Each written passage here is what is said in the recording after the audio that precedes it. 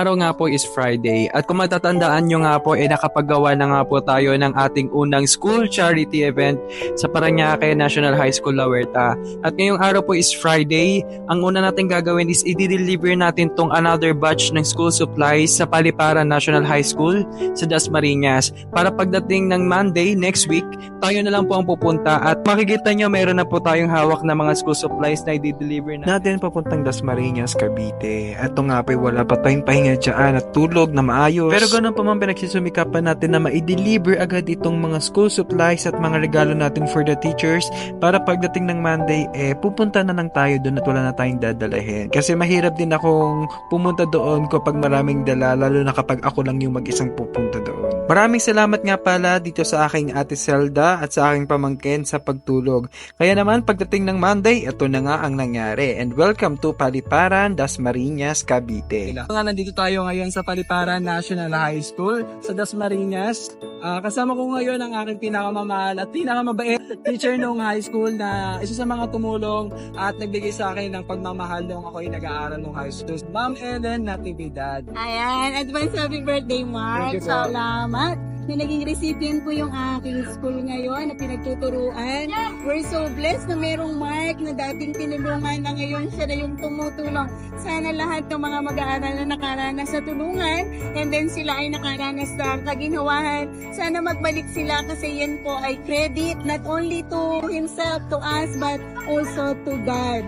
Na siya talaga nakakaalam kung ano yung mga blessings sa ating ibinibigay, yan din po yung ibabalik sa atin. Thank you, Mark! Thank you, ma'am. And sa mga taong makakapanood ng vlog na to, sana makapag-visit kayo dito sa Paliparan National High School. Kung gusto nyo magbigay ng any other form of in-kind donation, pumunta kayo dito kasi maraming estudyante talaga ang nangangailangan ng kanilang tulong. At any supplies ng school supplies, makakatulong talaga sa school na to. So yun lang po. Kaya naman hindi ko napapatagalin to at samahan nyo ako mamigay sa mga piling estudyante ng Paliparan National High School na bigyan sila ng kanilang mga school supplies.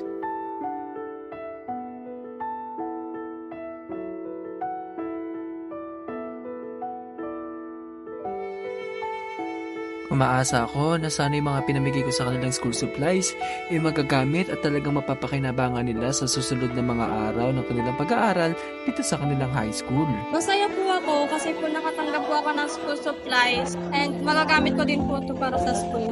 I just wanna thanks po for the people that give us this opportunity to have this school supplies. And dahil po sa panahon ng Bagyong Christine, makakatulong po ito para makatipid sa mga school supplies. Maraming salamat.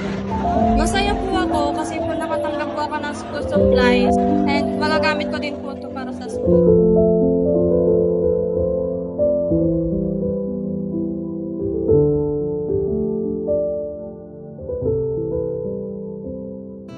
DJ, at maraming salamat sa lahat ng mga ibinigay mo sa amin dahil napakalaking tulong nito sa aming paaralan, lalo na dun sa mga mag-aaral na talagang kailangan nila ng mga school supplies.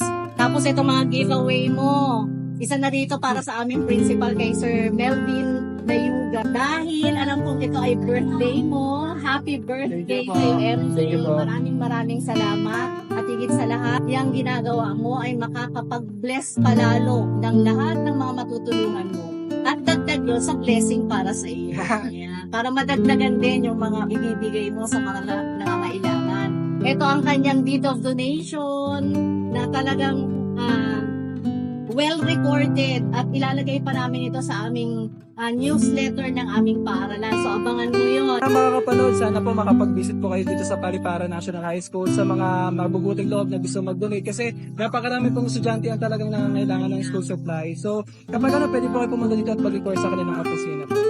At ngayong araw nga po nakapagtapos tayo ng pamimigay ng mahigit sa 60 students ng school supplies. Nakapamigay din tayo ng worth 40,000 gift vouchers from Cinderella Beauty by Ariana na magagamit ng ating mga teachers. And aside from that, nakapamigay din tayo ng mahigit sa 20 pieces ng gift packs from Loki Apparel. And sana yung mga napamigay kong mga school supplies sa mga estudyante makatulong sana sa kanila kahit sa maliit na paraan. And isa nga sa mga sinasabi kong reason kung bakit ko sineselebrate ito is makapag-inspire ng ibang tao na sana makapag-visit sila sa iba't ibang klaseng school or kahit sa isang school lang na alam nila or kung saan sila graduate na makapagbigay ng kahit konting donation lang sa mga estudyante kasi kailangan na kailangan nila.